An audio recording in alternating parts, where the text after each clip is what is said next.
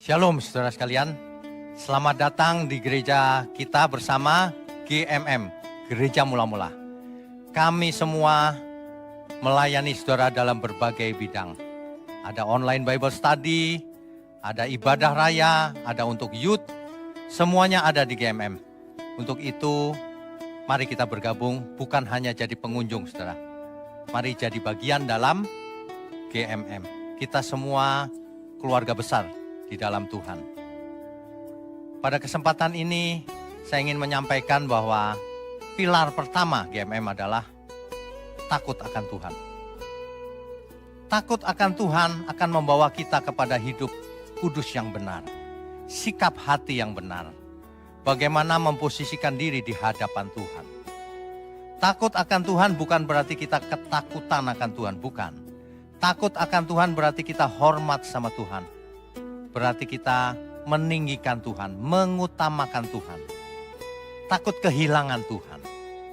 Takut kalau hidup kita ini tidak berkenan bagi Tuhan.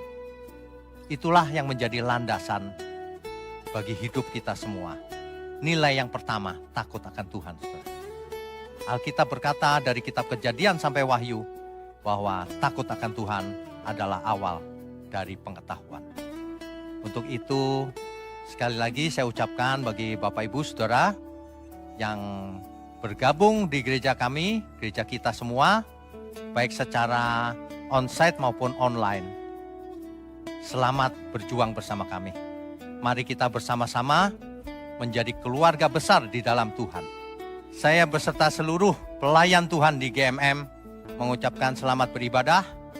Tuhan Yesus memberkati kita semua. Amin. Silakan duduk Bapak Ibu, Saudara sekalian.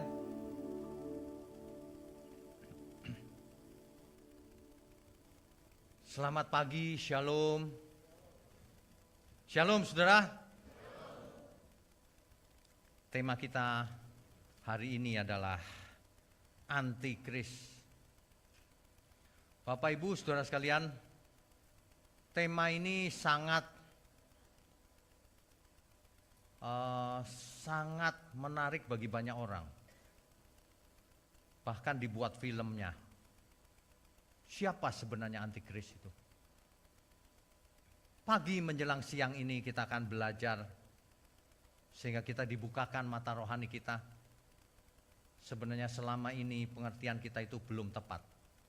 Memang tidak salah 100%, tapi belum lengkap dan belum tepat. 1 Yohanes 2 ayat 18. Anak-anakku, waktu ini adalah waktu yang terakhir. Dan seperti yang telah kamu dengar, seorang antikristus akan datang. Perhatikan Bapak Ibu, seorang antikristus, seorang manusia akan datang. Dan ayat ini ditulis di abad pertama. Ketika itu waktu abad pertama, seorang antikris akan datang, belum datang waktu itu. Satu orang manusia. Ya. Hari ini, tahun 2025. Apakah sudah datang atau belum? Nanti kita akan lihat. Jangan sampai gereja saya perhatikan dari dulu, antikris nanti akan datang, nanti terus. Buta dan tuli rohaninya. Di depan mata ada antikris, dia tidak tahu. Saudara. Ya, ini yang menyebabkan orang jadi Kristen sudah lama tapi tidak maju sedikit pun imannya karena tidak memiliki pengertian yang benar tentang firman Tuhan. Padahal firman Tuhan itu seperti pedang bermata dua, lebih tajam dari pedang bermata dua. Dia bisa membelah jiwa dan roh. Artinya kuasanya sangat luar biasa. Injil itu kekuatan Allah yang menyelamatkan. Tanpa Injil tidak ada seorang pun yang bisa selamat. Tuhan Yesus mati di kayu salib menebus dosa kita.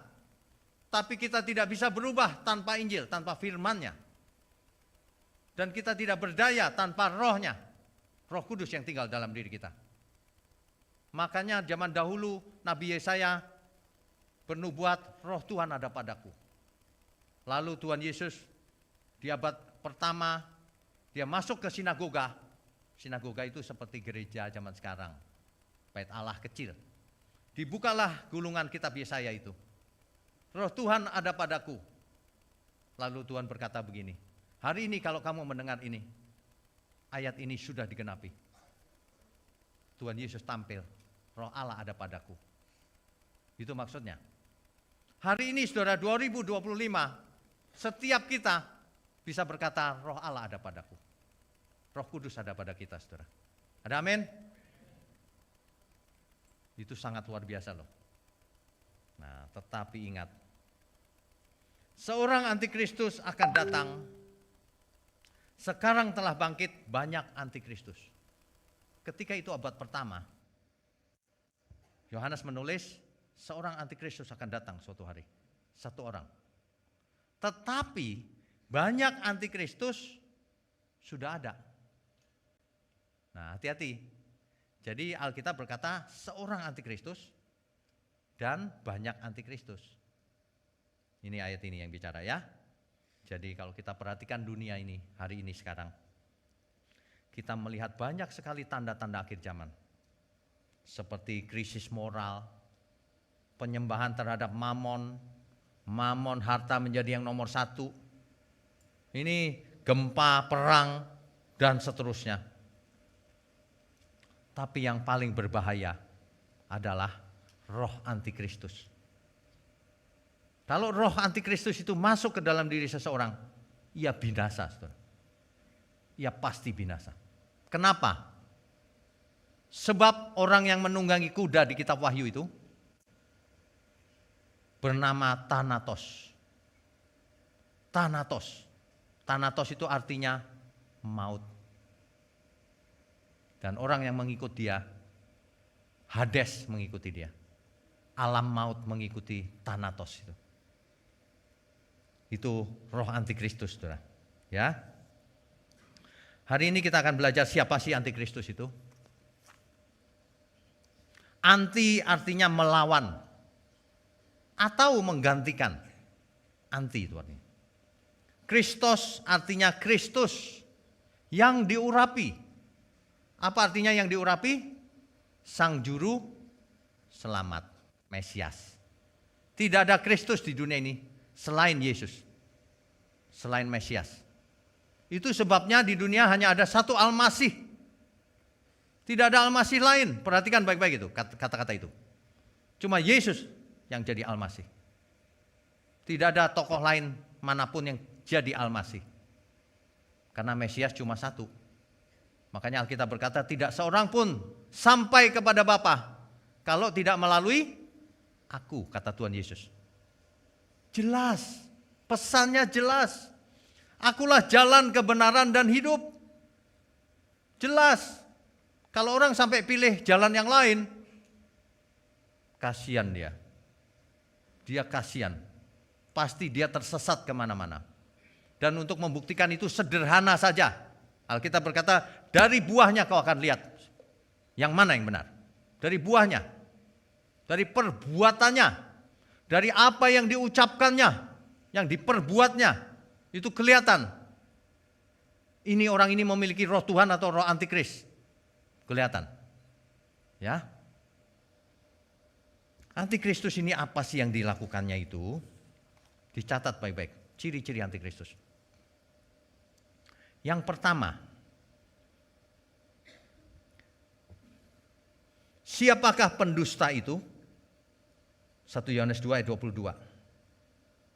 Bukankah dia yang menyangkal bahwa Yesus adalah Kristus?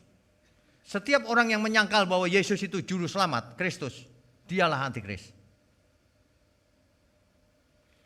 Dia itu adalah antikristus, yaitu dia yang menyangkal baik Bapa maupun anak.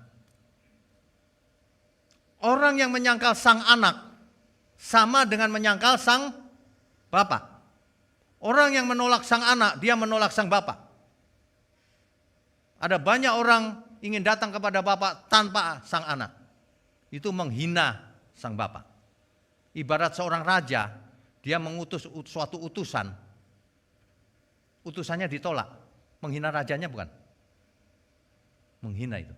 Sang anak Allah, satu-satunya, putra tunggal Bapa turun ke bumi, diutus ke bumi untuk menjadi juru selamat seluruh umat manusia.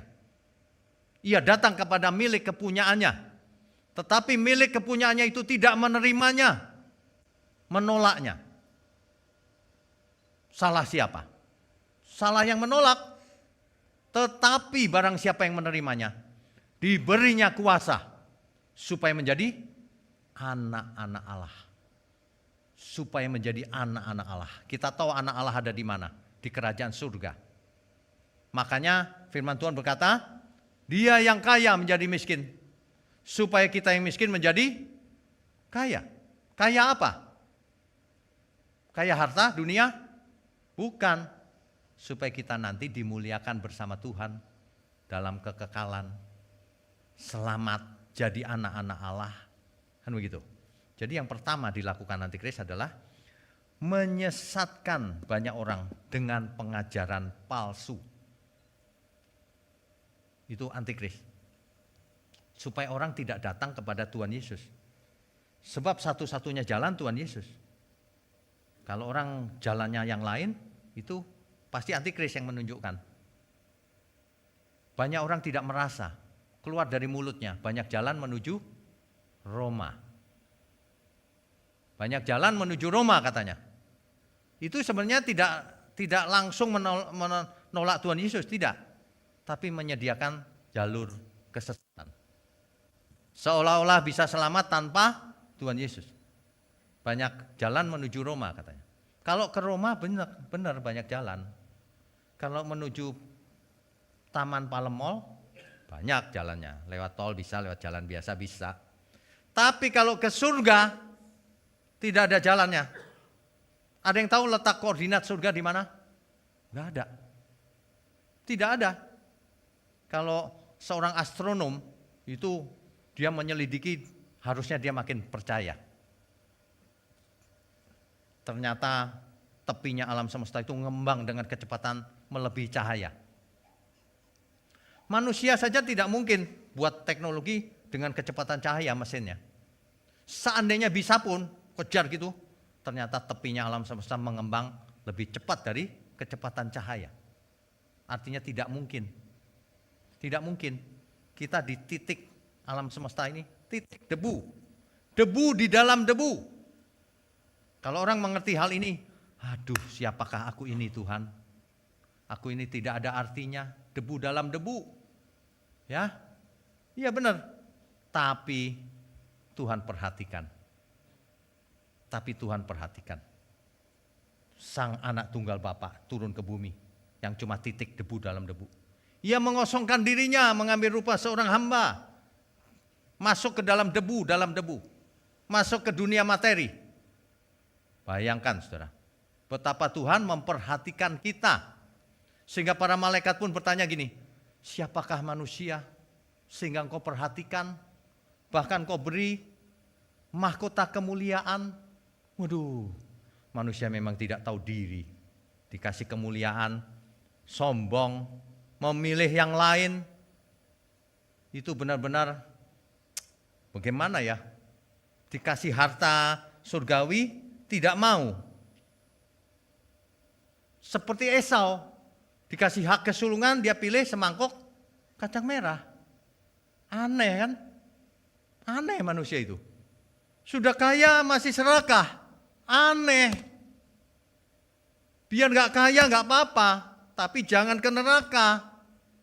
Udah gak kaya mau ke neraka lagi. Manusia ini aneh benar. Disediakan kemuliaan bersama Tuhan, tapi tidak mau bertobat. Ya, aduh Tuhan, siapakah aku ini Tuhan? Jadi biji matamu, iya kan? Siapakah aku ini Tuhan? Jadi biji matamu. Dengan apakah ku balas Tuhan selain puji dan sembahkan. Mestinya begitu ya. Saya lagi lagi membayangkan pengarang lagu ini dulu pasti mengalami hal yang luar biasa. Sehingga dia merasa, siapa aku ini ya Tuhan? Mestinya kita semua punya perasaan yang sama. Kalau orang tidak memiliki kepekaan seperti ini, bahaya saudara. Nanti roh antikris masuklah semuanya. Kita belajar lagi ya. Kita itu nothing saudara, bukan siapa-siapa. Apa yang mau disombongkan? Kekayaanmu cuma berapa? Di luar angkasa sana berlian sebesar bumi. Gak ada artinya. Jangan sombong. Ya. Nanti malam belum tentu kita masih hidup. Atau Tuhan Yesus bisa datang mendadak. Buat apa sombong? Ayo belajar yang benar sama-sama. Makanya di gereja mula-mula ini khotbahnya keras. Gak ada di kipas-kipas supaya tidur di gereja. Ada keras, pasti gak sempat tidur. Nah, kalau saya lihat ada yang mau tidur bentar, bentak-bentak aja. Kaget lagi. Ya, sebenarnya hidup ini menarik loh kalau bersama Tuhan. Iya. Coba saudara yang tulus ya. Siapakah aku ini Tuhan? Jadi biji matamu. Dengan apakah ku balas Tuhan selain puji dan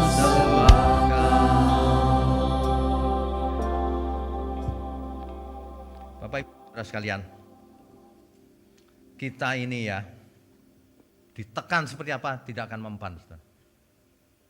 GMM ini viral terus, nggak tahu bakatnya viral kali. Dari dulu viral terus, ke depan kayaknya akan terus viral. Loh amin. Emang viral bagus ya. Aduh, ini memang saya sih percaya ya Tuhan pakai kita. Supaya dunia melihat, oh ada ya gereja kecil, GMM, tapi cabai rawit. Kecil cabai rawit. Amin saudara. Kita beri kemuliaan untuk Tuhan. Matius 24 ayat 24. Sebab Mesias-Mesias palsu dan nabi-nabi palsu akan muncul dan mereka akan mengadakan tanda-tanda yang dahsyat dan mujizat-mujizat sehingga sekiranya mungkin mereka menyesatkan orang-orang pilihan juga. Di abad pertama sudah dinubuatkan Mesias-Mesias palsu, nabi-nabi palsu akan muncul. Mesias palsu dan nabi palsu itu pasti memiliki roh antikris. Pasti. Karena dia mensabotase pekerjaan Tuhan. Pasti. Ya. Jadi yang pertama, antikris akan menyesatkan. Menyesatkan banyak orang dengan apa? Pengajaran palsu. Kalau orang meninggikan harta dunia, itu pasti antikris rohnya. Supaya orang tidak menyembah Kristus, menyembah Mammon. Ya. Dan banyak hal lain, ilah-ilah lain. Apa yang paling tinggi dalam diri kita, itulah ilah seseorang.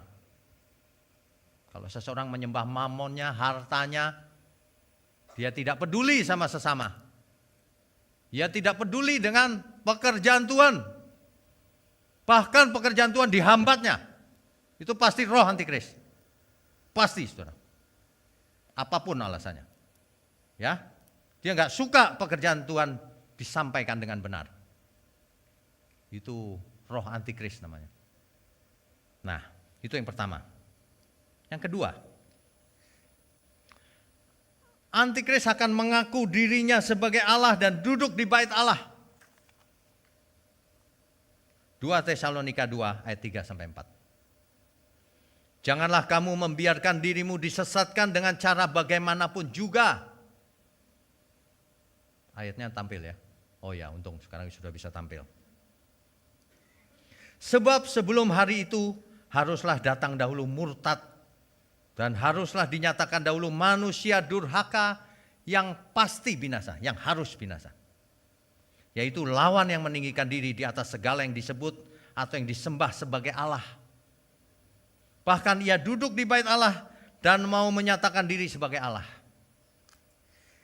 Bapak Ibu kalau teliti ya, ada sesuatu yang lain yang meninggikan diri sebagai Allah, yang meninggikan diri sebagai agama yang benar, yang meninggikan diri sebagai filosofi yang benar, yang meninggikan diri bahwa ia bisa bawa ke surga.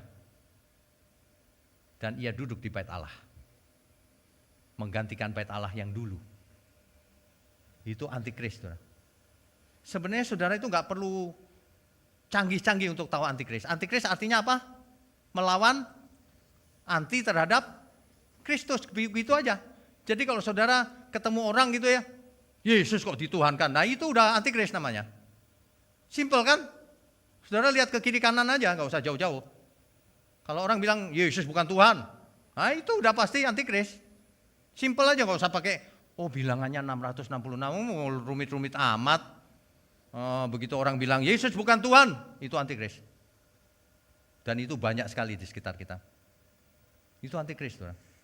Ya, jadi nggak usah rumit-rumit kalau mau tahu siapa antikris. Dia anti terhadap Kristus. Pokoknya Yesus bukan Tuhan. Gitu. Makanya kalau orang mengaku Yesus Tuhan dimusuhin sama dia habis-habisan. Nah, itu lahir berapa ratus tahun setelah kitab ini ditulis, Injil ditulis. Yang antikris. Itu. Ya, simpel aja. Saudara ketemu orang yang nggak setuju Yesus Tuhan, itu antikris namanya. Anti terhadap Kristus. Gitu aja. Jadi itu jelas sekali ciri-cirinya. Ya. Antikristus menempatkan diri sebagai Allah. Sebagai agama yang benar. Sebagai yang paling benar. Tapi menolak Kristus. Ya namanya antikris, nggak usah dianalisa, kan gampang kan. Jadi begitu aja. Yang ketiga,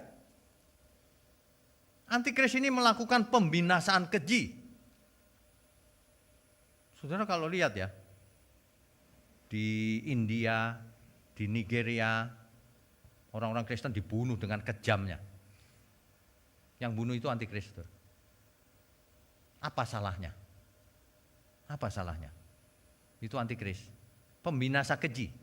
Di zamannya mula-mula dulu, antikris itu Epiphanes. Ada seorang raja Epiphanes, dia menaklukkan bait Allah. Di dalam bait Allah ditaruhlah patung dewa Zeus, disembah-sembah. Lalu darah babi dicipratkan di sana, kan najis itu sebenarnya, zaman perjanjian lama ya. Sengaja itu menajiskan bait Allah. Wah, pembinasa keji yang dimaksud Epiphanes. Di zamannya para rasul yang dimaksud dengan antikris bilangannya 666. Itu adalah Kaisar Nero. Kaisar Nero itu namanya kalau dijumlahkan dalam bahasa Ibrani 666. Kenapa dia antikris? Itu umat pilihan zaman itu, wah dibunuh dengan kejamnya loh. Di halaman istananya itu, obornya itu tubuh orang percaya. Di sate itu dibakar sebagai penerangan. Wah gila itu. Itu ada seorang bapak gereja ditangkap, dimasukkan ke kandang singa, dimakan singa sampai habis, tinggal sedikit dagingnya. Itu bukan manusia itu, Nero itu. Itu manusia iblis itu. Manusia di dalamnya roh antikris itu. Itu contoh-contoh banyak. Dan antikris tidak akan bakal selesai sampai Tuhan Yesus datang kembali. Jadi sekarang banyak banget, sampai selamanya juga banyak. Jadi saudara hati-hati ya. Justru kita itu luar biasa, dikasih misi oleh Tuhan, selamatkan banyak jiwa. Sebab seorang antikris kadang-kadang nggak ngerti juga tuh, ikut-ikutan doang. Makanya kita injili, kita kasih ini loh yang benar begini, sehingga banyak orang diselamatkan gitu. Ya, kan agama lain tentu saja imannya beda ya, beda-beda kita. Tapi kan tidak harus saling nyerang, nggak boleh. Iman masing-masing. Intinya ya, kalau beda itu nggak masalah, asal tetap jadi manusia. artinya kemanusiaan. Kemanusiaan, kalau orang sudah tidak punya kemanusiaan, itu sudah jadi tuh. Antikrisnya itu udah jadi banget tuh. Ya. Itu yang ketiga, pembinasa keji. Yang keempat, ia akan mengadakan tanda dan mujizat palsu. Ia bisa bikin mujizat tapi palsu. Jadi kalau orang bikin mujizat tapi palsu, itu antikris cirinya. Antikris tidak hanya di luar kita, di dalam kita ini ada antikris jangan-jangan.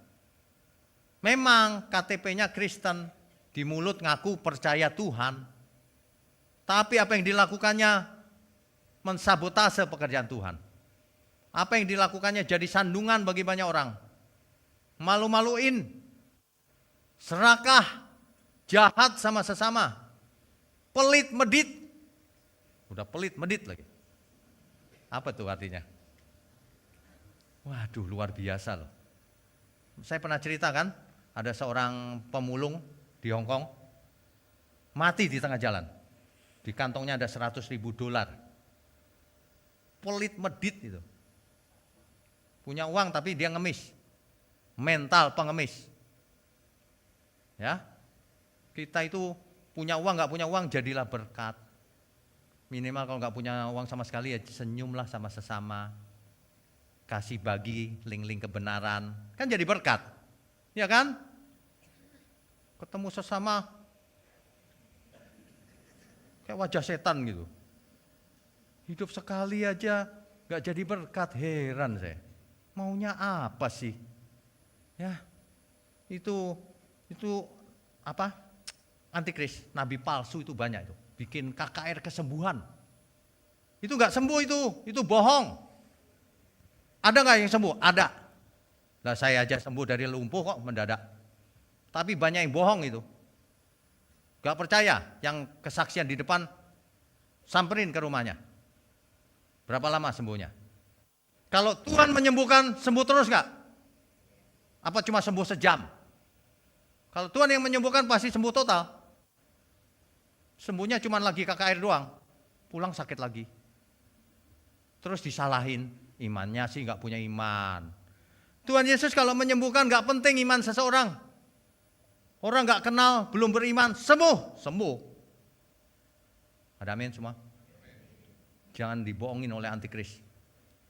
Ya, antikris itu bukan cuma orang di luar Kristen. Di dalam juga ada antikris. Rohnya. Ya, yang kelima, ia akan berkuasa, saudara. Ia akan berkuasa, menyulitkan orang-orang percaya. Makanya di kitab Wahyu dikatakan, nanti kamu tidak bisa membeli, tidak bisa menjual kalau tidak mengenakan tanda binatang itu. Gitu kan? Tandanya ada di dahi dan di tangan. Sampai sekarang ada yang bilang itu chip loh. Heran gak tobat-tobat orang. Itu bukan chip. Itu bukan vaksin. Ini mulai digembor-gemborkan lagi vaksin katanya. Vaksin berikutnya, vaksin TBC. TBC atau apa tuh? Wah, jangan mau divaksin gitu, hamba-hamba Tuhan begitu. Sok tahu, nggak ngerti ngomong. Vaksin itu dibuat supaya tujuannya baik. Kalau memang teknologinya salah ya memang jadi jelek, kita juga harus hati-hati. Tapi bukan berarti vaksin itu alat antikris atau chip. Cerdaslah sedikit. Dari dulu nggak cerdas-cerdas sudah dikhotbahin. Yang di luar sana bukan yang di sini. Jangan tersinggung ya, maaf ya. Saya kalau khotbah itu memang suka ceplos-ceplos begini. Supaya kita benar-benar iya ya gitu loh. Chip lagi. Waktu COVID itu kan begitu kan. Jangan mau divaksin. Itu alat antikris. Saya divaksin 4 kali. Terus jadi antikris. Pembohong-pembohong itu gak tobat-tobat dari dulu. Setiap ada kejadian dia bohong lagi gitu. Ya, Yesus mau datang lagi, dulu udah gak cocok, ngeramal terus dia. Gak ada kerjaan lain. Dia gak bisa khotbah kebenaran dan gak peduli kebenaran dia.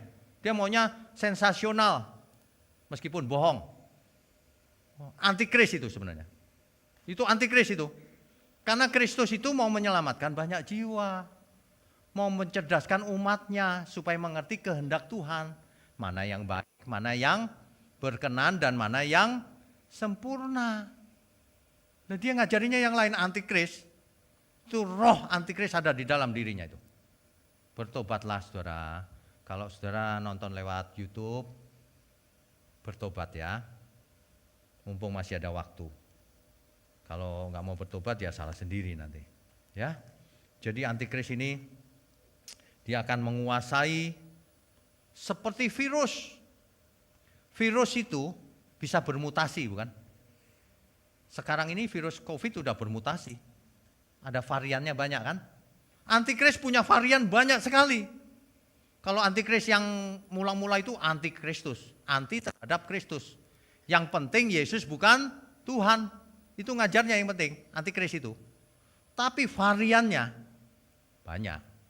Nah, variannya inilah yang tidak dimengerti oleh banyak orang sekarang ini. Banyak orang Kristen tidak tahu bahwa varian antikris itu sekarang bahaya sekali. Bermutasi dia. Memang gak melawan Tuhan Yesus secara langsung, tapi dia merusak pekerjaan Tuhan.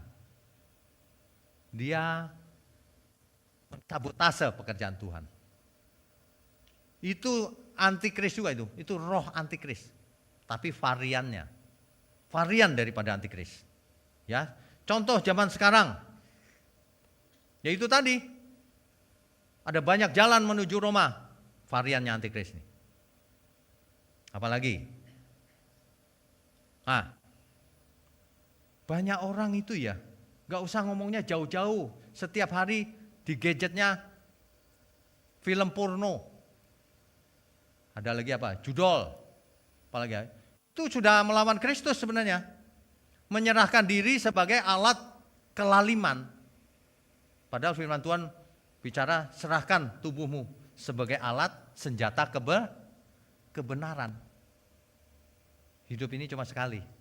Pilihannya cuma 2. Gak ada pilihan lain. Mau punya roh Tuhan atau roh antikris, itu aja. Kalau bukan roh Tuhan berarti roh anti Tuhan. Antinya udah pasti, begitu aja. Makanya setiap kita coba perhatikan bagaimana kita hidup selama ini.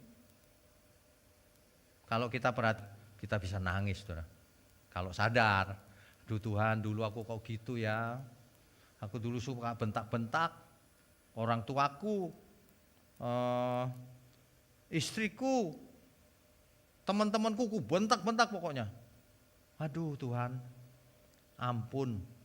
Mestinya gitu sih. Mestinya begitu, saudara. Kalau nggak sampai sadar begitu ya berarti percuma, masih ada roh antikris di dalamnya. Jadi roh antikris ini berupa ideologi bisa, berupa ajaran bisa, berupa sistem bisa. Jadi kita dipersulit gitu, ngurus sesuatu dipersulit, itu antikris itu sebenarnya. Sekarang begini, kalau orang minta izin usaha apa gitu, dikasih. Ya kan? Itu usaha loh. Izin ibadah dipersulit. Kira-kira antikris bukan itu? Ibadah itu mau beribadah sama Tuhan bukan sama setan.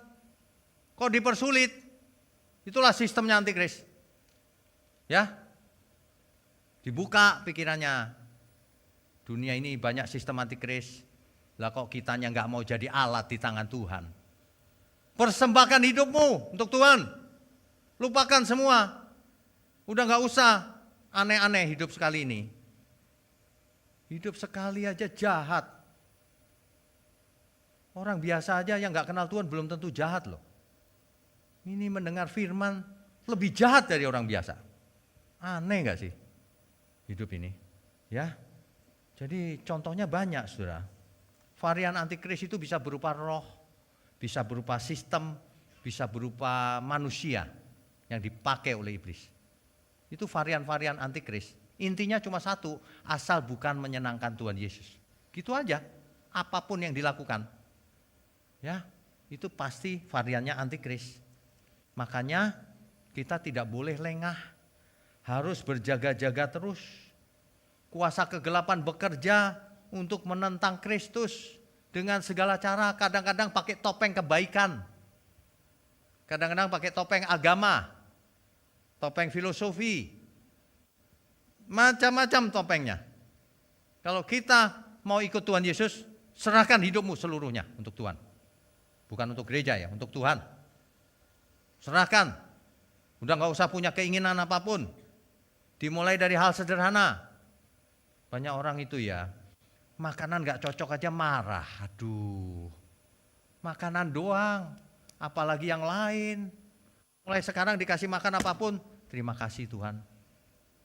Amin gak nih? Yang amin sedikit Pak. Kalau kita mengerti kebenaran ya, makan apapun enak rasanya. Beneran, tanya aja istri saya, pernah gak saya ngomong, gak enak nih? Gak pernah. Pernah sih sekali. Tapi bukan masakan istri saya, bukan. Kalau saya sudah ngomong gak enak, itu bukan gak enak, saudara. Itu artinya gak bisa dimakan. Orang makanan gak dibumbuin aja saya bisa makan, biasa aja.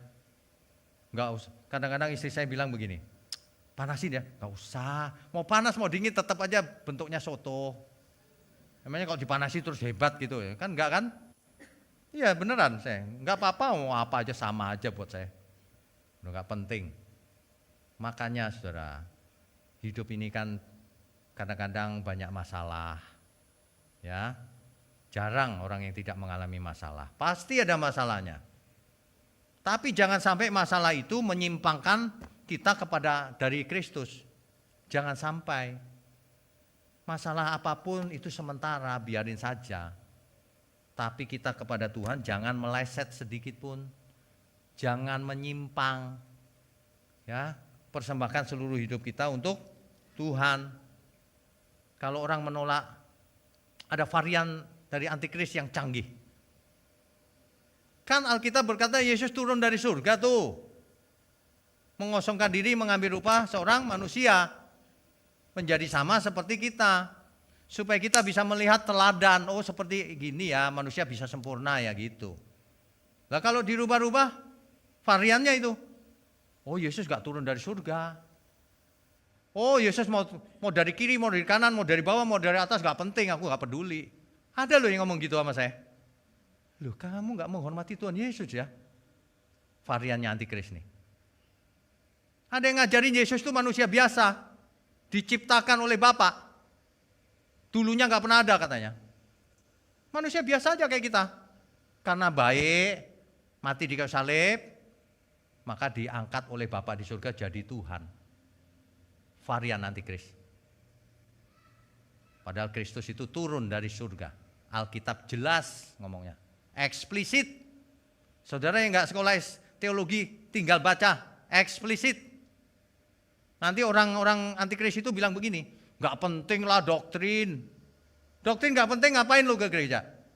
Ngapain dengan firman? Semua itu doktrin. Bagaimana kita harus hidup itu doktrin namanya. Kata doktrin aja gak ngerti. Kebenaran itu doktrin. Pengertian kita itu doktrin, kok gak penting? Ya, hati-hati ya saudara. Saya kalau lagi ngomong itu tekanan darah naik nih. Enggak sih, enggak. Itu cuma tekanan suara saja. Mungkin sambil khotbah sambil ini ya, tensi kali ya. Tampilin di layar. Ini marah bener gak nih? Pasti enggak? Pasti enggak? Karena untuk apa marah? Saya cuma gemes gini loh. Kok banyak orang gak ngerti sih hal sederhana aja.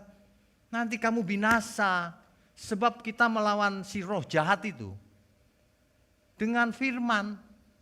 Firman Tuhan itu pedang roh.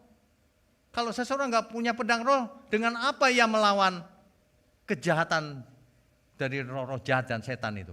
Gak bisa, karena ia gak bisa membedakan kan mana yang benar, mana yang salah. Ah semua benar lah, semua baik gitu ngomongnya. Oh itu bahaya itu. Ya, hati-hati saudara, hati-hati. Kita berusaha dalam segala cara untuk menyadarkan kita semua. Ibarat begini loh, saya sudah pasti pernah kasih ilustrasinya kan. Ibarat orang buta karena segala sesuatu sebab entah apa. Dioperasi dia buka matanya. Kalau buta kan gelap gitu kan, cuma dengar suara kan. Begitu ia terbuka, dia lihat, loh ternyata wajah semua orang nggak sama ya. Mungkin dulu dia pikir sama. Loh nggak sama ya. Semuanya cantik-cantik, ganteng-ganteng. Loh heran nggak kira-kira? Wah yes. Sama kalau orang terbuka kebenarannya. Yes, hidupku jadi berarti. Bangun pagi, terima kasih Tuhan. Aku mau lakukan kehendak Tuhan. Begitu. Jadi berarti motivasinya membara terus. Rohnya itu menyala-nyala. Pasti. Jangan sampai setiap hari saudara nggak tahu untuk apa hidup ini. Melamun. Ya, sia-sia itu. Hidup ini perjuangan, saudara. Sebelum kita menutup mata, ayo kita berjuang sama-sama. Di gereja Tuhan ini, gereja mula-mula. Saudara ada yang pinter teknologi, ayo bergabung dengan kita. Supaya ini bagus bagaimana ini. Kan minggu lalu nggak ada ini layar ini. Sekarang sudah ada. Minggu depan ada apa lagi? Nggak tahu. Kalau saudara tahu yang bagus kasih tahu kita kan gitu. Siapa tahu minggu depan udah 3 dimensi. Oh, iya kan? Nggak tahu. Ayo kita sama-sama melayani Tuhan. Nama Tuhan ditinggikan. Kan begitu kan? Ayo saudara, setiap orang tentu beda. Ada orang yang guru di sekolahnya ngajar yang benar. Sampaikan ke orang tua murid, dengarkan khotbah ini. Hidup cuma 1 kali. Yuk nggak ke gereja sana, nggak apa-apa nggak ke KMM. Dengerin di YouTube. Nggak kenal, nggak mau kenal saya juga nggak apa-apa. Tapi harus kenal Tuhan. Amin. Kita beri kemuliaan untuk Tuhan.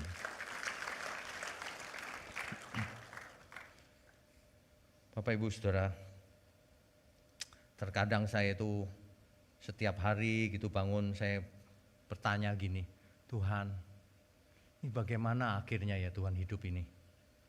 Gak tahu loh kita. Tapi yang kita tahu kita kerjakan, selangkah demi selangkah. Makanya saudara yang mau mendukung pekerjaan Tuhan, ayo. Yang mendukung doakan kita semua. Saudara tahu nggak? Minggu lalu ada yang cerita sama saya. Tapi ini saya nggak tahu ya. Ada yang orang cerita sama saya. Waktu saya khotbah di depan, ada serangan yang tidak kelihatan. Ada orang yang indigo cerita sama saudara, itu lagi ada serangan, tapi nggak mempan. Itu cuma cerita, bener nggak tahu. Dan saya sudah ngalamin banyak. Gak bakalan mempan saudara, mau santet mau apa, nanti balik mati itu yang nyantet. Sudah pernah terjadi soalnya. Ya, saudara juga begitu, jangan takut apapun. Gak mempan apapun, asal kita hidup kudus, tak bercacat, tak bercelah. Memang belum sempurna ya, kita juga belum sempurna semua, tapi kita tidak mau sengaja buat dosa. Kalau orang sengaja buat dosa, tidak ada ampun baginya. Itu Alkitab yang berkata, lebih baik kamu tidak tahu, maka kamu tidak bersalah. Kalau kamu tahu, kamu lakukan terus, gak ada ampun. Sengaja itu namanya. Sengaja menantang yang maha tinggi. Gak ada ampun. Itu yang namanya menghujat Roh Kudus. Mengeraskan hati. Akhirnya dikeraskan sekalian sama Tuhan. Artinya dibinasakan itu. Hati-hati loh saudara. Ya. Hidup kita nggak tahu sampai kapan, apalagi kalau yang usianya sudah lanjut, ya, rambutnya sudah putih semua. Nah, tapi putih semua belum tentu duluan loh. Yang hitam semua jangan-jangan duluan. Iya benar. Jadi jangan asumsi diri sendiri begini begitu. Belum tentu. Kita tidak tahu apa yang akan terjadi. Kita itu sebenarnya tidak tahu apa yang akan terjadi. Jadi jangan sampai kita sombong. Sedangkan hidupmu sendiri kau tidak tahu, kata Alkitab, di masa lalu. Iya kan? Roh antikris itu, kalau kita mengerti kebenaran, tidak berbahaya. Kenapa? Karena kita percaya Tuhan. Yang anti terhadap Tuhan Yesus ya kita nggak mau ikut lah. Nggak terlalu berbahaya sebenarnya. Paling bahaya secara fisik, ngancam kita secara fisik, gitu doang. Tapi keselamatan kita nggak enteng itu. Yang paling berat itu bukan roh antikris. Yang paling berat itu roh Mamon. Karena Mamon tidak punya agama. Semua orang cinta Mamon. Nah, padahal Mamon itu tidak jujur. Jadi jangan sampai kita cinta Mamon. Tapi saya sering berkata, tapi Mamon tidak jahat. Yang jahat manusia yang cinta Mamon. Artinya apa? Miliki Mamon sebanyak mungkin. Tapi persembahkan untuk Tuhan. Tapi buat untuk kebaikan. Tapi buat untuk memberkati orang tua. Memberkati anak didik yang benar. Saudara-saudara. Bahkan orang yang bukan saudara kita, tapi saudara di dalam Tuhan. Supaya sekolah, supaya dia nanti maju dipakai Tuhan. Pakai, kerja keras. Yang masih muda ya, saya ulang-ulang terus nih. Yang masih muda, belajar yang pinter. Smart, yang sehat, umur panjang. Cari jodoh yang baik, yang bisa dibawa kepada Tuhan. Jangan cuma cantik, jangan cuma ganteng, tapi rohnya roh antikris. Wah, itu percuma itu. Waduh, ya, yang masih muda nih, jangan salah pilih jodoh. Ya, kita itu yang utama apa sih dalam hidup ini? Utamakan yang utama. Ya, utamakan yang utama. Yang paling penting apa? Itulah yang diprioritaskan. Tuhan Yesus ditanya oleh orang Farisi ahli Taurat. Guru, hukum apa yang paling terutama? Tuhan Yesus menjawab, dengarlah hai Israel. Tuhan kita itu, Tuhan Allah kita, Tuhan itu Esa. Itu hukum yang terutama. Barulah Tuhan berkata, kasihlah Tuhan Allahmu. Dengan segenap apa yang ada padamu, kasihlah sesamamu seperti mengasihi diri sendiri. Tuhan Yesus jawab itu, Shema Yisrael, Adonai Eloheinu, Adonai Echad. Dengarlah hai Israel, Tuhan Allah kita itu Esa. Itu yang utama, jangan ada Tuhan lain, jangan ada ilah lain. Jangan punya ilah Mamon. Bapak Ibu Saudara ya, di dunia ini ada banyak orang tipe manusia. Ketika kita baik-baik saja, mungkin semua orang mendekat. Ketika kita ada orang kaya, semua orang mendekat. Ada gula, ada semut. Tapi itu bukan ukuran. Ketika kita mengalami masalah, siapa yang ada di samping kita? Itu barulah saudara sejati yang ikut berjuang bersama kita. Kalau ada masalah lari, gak ada masalah datang. Nah, itu bukan saudara namanya. Itu cuma pengunjung, penonton. Murid Tuhan Yesus saja pernah begitu loh. Yesus ditangkap, semua lari. Tapi mereka bertobat lagi. Intinya harus bertobat. Ya, hidup sekali ini jangan ditundukkan kepada apapun, saudara. Kita harus bayar harga. Sebab sesembahan kita cuma satu, Adonai Elohim, Tuhan Allah kita. Adonai Elohim.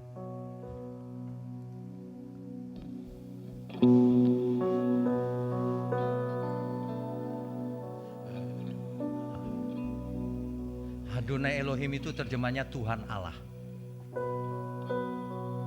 Ya.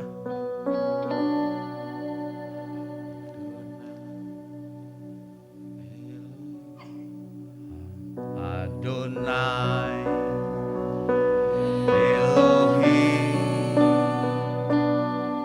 Adonai Echad, Adonai Elohim, Adonai Elohim, Yang Maha Tinggi, Maha Kudus, Yang Maha Tinggi, Yang Maha Suci. Saudara, ketika kita menyembah Adonai Elohim, maka semua kepentingan kita harus dikesampingkan. Kalau enggak, itu bukan menyembah namanya. Apalagi banyak orang menyembah dalam rangka mendapatkan sesuatu. Itu bukan menyembah. Tuhan ku kasih 10% supaya dibalas 100 kali. Itu dagang namanya. Ajaran sesat itu. Ketemu Tuhan mau disuruh dagang. Ketemu Tuhan itu menyembah, mempersembahkan seluruhnya. Seluruh hidup kita dikasih Tuhan aja nggak ada artinya kalau nggak punya kasih. Kok malah diajarin transaksi?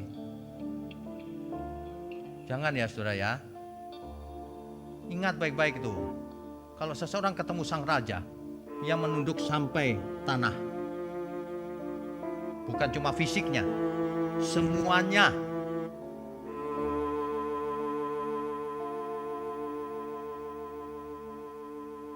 Dulu banyak orang berteriak, Adonai gitu.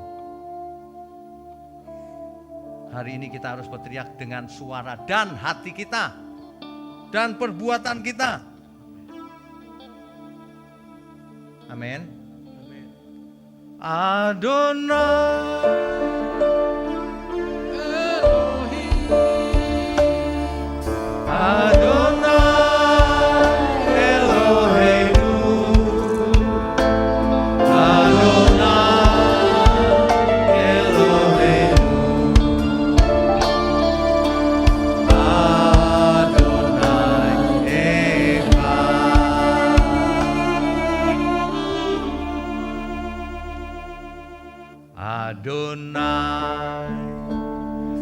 Elohim, Adonai Echad,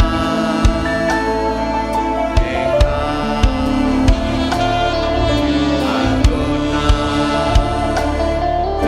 Maha Tinggi, Maha Kuasa, Yang Maha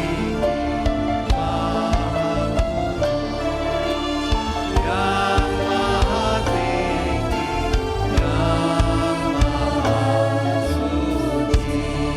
Saudara, Adonai Elohim,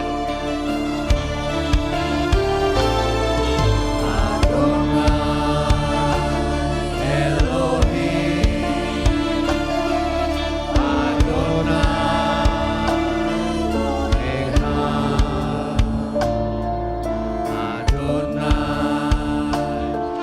Elohim, Adonai Elohim, Yang Maha Tinggi, Maha Kudus, Yang Maha Tinggi, Yang Maha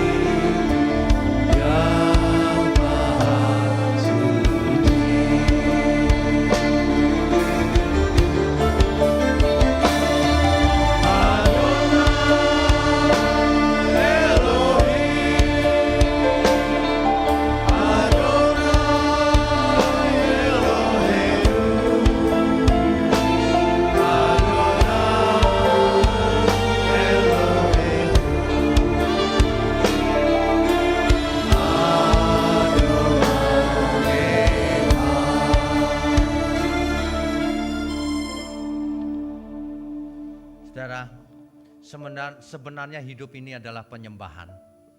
Apapun yang kita lakukan itu sebenarnya dalam rangka menyembah Tuhan. Kalau berkenan bagi Tuhan. Apapun yang kita lakukan yang tidak berkenan bagi Tuhan, itu sebenarnya manusia sedang menyembah sang iblis secara tidak langsung. Jadi banyak orang menyembah setan sebenarnya. Ketika melakukan sesuatu yang tidak sesuai dengan keinginan Tuhan. Roh antikris ada dalam dirinya. Itu sebenarnya. Kalau kita mendengar ini kita ngeri sekarang. Ya Tuhan, aku gak mau buat salah. Bicara juga hati-hati. Apapun yang keluar dari mulut kita harus memberkati banyak orang. Jangan keluar dari mulut menyakiti orang. Perbuatannya menyakiti orang. Waduh saudara, yuk kita bertobat lagi ya. Amin ya semua ya. Sebab kalau enggak untuk apa kita hidup? Gak ada gunanya saudara kita hidup ini kalau tidak menyembah Tuhan. Ya saudara ya. Jadi minggu depan, saudara, 31 Agustus 2025, ibadah kita diiringi oleh orkestra Mandarin.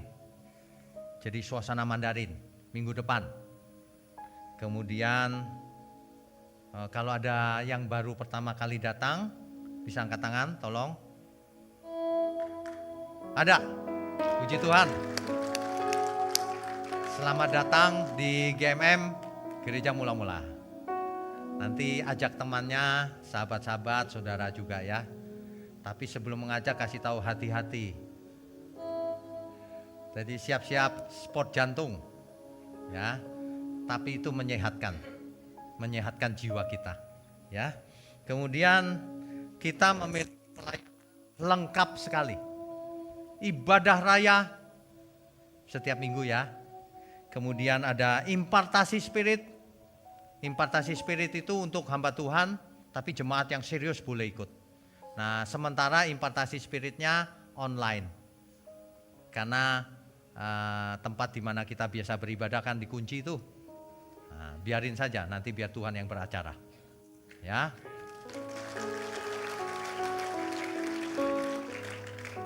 Itu sebenarnya roh antikris. Menghentikan ibadah itu aneh. Dia tidak takut Tuhan. Kita doakan saja supaya bertobat cepat-cepat. Sebab kalau terlambat saya nggak tahu Tuhan lakukan apa. Ya. Seminar juga tidak bisa dilakukan kecuali online. Sementara kita lagi cari juga tempat, nggak tahu nanti di mana juga ya. Karena di sini kan biayanya cukup tinggi ya. Tapi kita akan berusaha terus, jangan khawatir saudara. Saudara ini aja, ingat Abraham aja, berpindah-pindah tempat. Nomaden namanya, di mana kita disuruh Tuhan ke sana ya kita ke sana. Tapi sementara ini kita di sini dulu, ya, dengan segala caranya. Tapi Tuhan pasti berkenan. Oke. Kemudian ibadah anak, youth, teens, gabungan komunitas pria wanita. Oh ya, untuk yang baptis tanggal berapa ya? Sebentar lagi baptis. 7 September. 7 September baptisan akan diadakan. Nanti akan dihubungi oleh sekretariat kita ya. Siap-siap. Nah, untuk yang mau baptis berikutnya juga bisa daftar sih, nggak apa-apa. Saudara, jangan takut apapun. Kalau roh Tuhan ada padaku, mau roh antikris, mau roh setan, kita nggak takut semuanya. Ada amin semua? Orang yang mengerti kebenaran, dia punya roh, dia punya malaikat-malaikat penjaga. Jadi nggak perlu takut apapun. Takutnya cuma satu, takut berbuat dosa. Takut pikirannya menyimpang. Itulah sebabnya kita patut mengucap syukur sama Tuhan. Ya, itulah sebabnya kita patut mengucap syukur sama Tuhan. Ya. Dulu ada satu lagu, kalimatnya begini, saudara. Kita memiliki roh Tuhan. Sebenarnya Tuhan sangat mengasihi kita. Roh Kudus sudah dikaruniakan kepada kita sebagai tanda bahwa kita milik Tuhan. Roh Kudus itu adalah cap bahwa kita milik Tuhan. Seperti zaman dahulu, lembu, sapi, kambing dicap pakai itu loh. Ada besi, terus di sini ada cap, dibakar dulu, lalu dicapkan di pinggulnya, gak bisa hilang. Cap milik si pemilik. Roh Kudus itu cap. Barang siapa yang percaya, dia dicap, Roh Kudus akan tinggal dalam diri kita selama-lamanya. Amin. Oleh karena itu jangan buat dosa lagi. Mulai sekarang, persembahkan seluruh hidup kita hanya untuk Tuhan. Dukung pekerjaan Tuhan. Sebarkan kemanapun saudara pergi. Gak perlu minta izin kita untuk membagi atau men-sharekan seluruh bahan kita. Bagikan, gratis. Yang penting semua orang mengerti dan diselamatkan. Nanti kita ketemu lagi di surga, jadi enak. Kita ketemu ya Pak? Nah, kan enak begitu. Amin saudara? Amin. Amin, beri kemuliaan untuk Tuhan. Baik, saya undang semua untuk bangkit berdiri.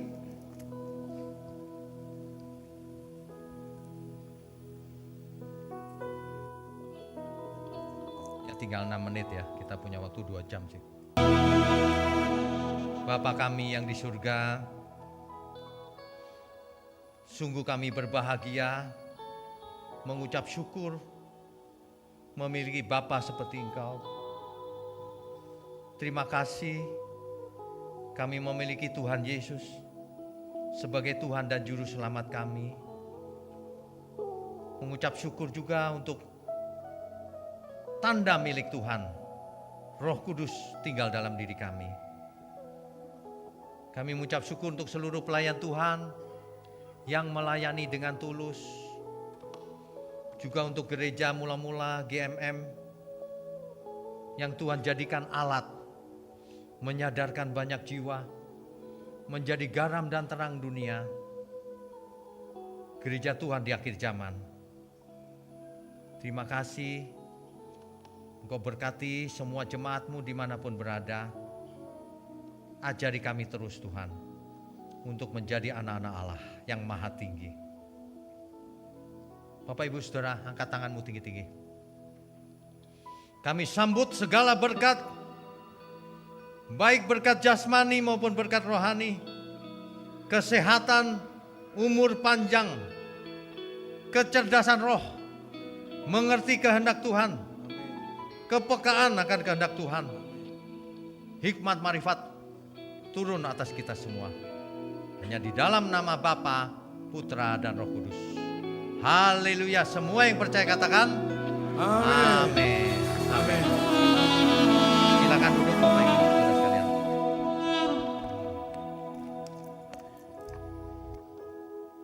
Saudara sekalian, bicara soal kebenaran, setiap orang merasa benar.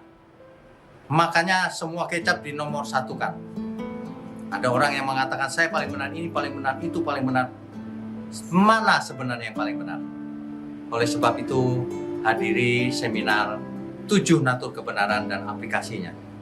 Seminar ini wajib dihadiri oleh para teolog, apologet, pengkhotbah, bahkan oleh para jemaat sendiri. Agar kita bisa membedakan manakah yang benar, manakah yang salah. Inilah alat uji kebenaran yang sangat objektif dan alkitabiah. Pastikan saudara ikut dan ajak seluruh saudara dan sahabat-sahabat. Bapak-bapak dan ibu-ibu yang terkasih dimanapun berada, yuk kita belajar pelajaran Alkitab bersama secara online setiap hari Rabu jam 7 malam bersama pendeta Bapak Wiknyo Tanto secara online, bisa melalui Zoom. Tetapi kita harus mendaftarkan dulu ke nomor berikut ini. Selamat bergabung dan Tuhan Yesus memberkati.